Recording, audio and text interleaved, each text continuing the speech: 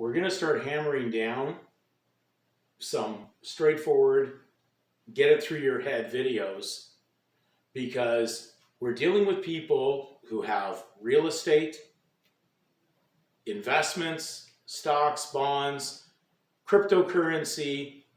I've got my workforce, I've got my job, I've got my occupation, I put my irons in Satan's fire, and I want to keep it. And you're going to lose it, because you're going to lose it anyways. Make the wrong decision, it's coming down anyways. But the worst thing about it is it's been, this false belief has definitely been perpetrated by a lot of sources, politically, but definitely through these cello-Christian registered faiths. And I'm going to come down on these like heavy, iron blocks of understanding on their heads, because the fact is that you are being misled with these groups. You're being misled. I don't care if you're a Seventh-day Adventist. I don't care if you're a Methodist, a Mormon, a Pentecostal. These are all fraudsters, and especially the top end of it, the Catholic Church, that runs the whole game. You're a branch of every one of the, you're a branch from that tree of evil, and therefore you're going to go down the toilet if you don't get your spiritual, faith out of that. But if you want to keep associating and think it's all going to be okay, and kid gloving it to think it's all right, we can all get together and we'll be unified under some United Nations idea, all religions will unify, that's not biblical. And so we have to be strong, and we have to realize, as the nation of Israel was warned, to be separate from the world that was surrounding them, not to mingle with them, not to be part of them. It's no different than today. Christianity is the top end of it. And this is extremely necessary for Christians to realize.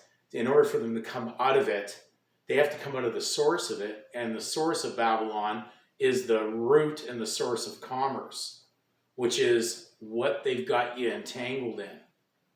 And how many people with so much involved in that are going to let go when you really think about it? What are the odds of survival when you look at people who charge rents, love that control of that money, like to look at their bank account, like to look at the control they have, the access to things they have, and then looking at people that are below them that they control? This is the power thing that comes with that filthy lucre that is spoken of in the Bible. So when you look at the word private, private is not public. It's the opposite to that. And in fact, the word private means belonging to oneself. You have to have something that God gave you, but it's on the side of God. He wants you to wake up to that and then surrender that to his Son, who is the King of Kings and Lord of Lords, who purchased you. He purchased that, but he needs you to elect to that choice.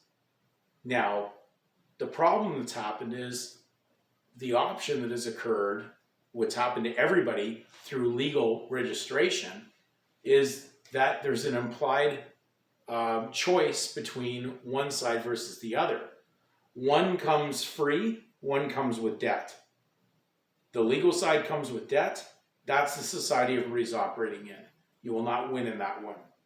You are basically operating with no immunity, no exemption, no forgiveness, no grace, nothing but burden, debt, and torture.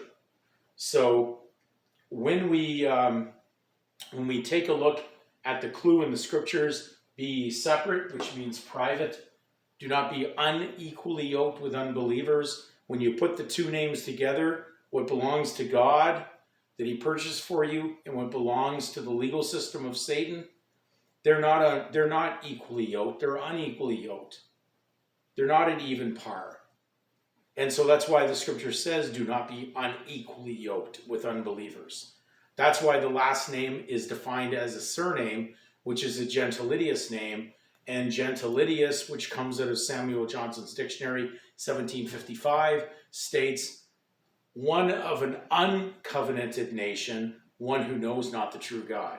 So if you're walking around with your legal surname, no matter what it may be, whatever the version is, whatever the trademark version is, Smith, Johnson, Taylor, it doesn't matter.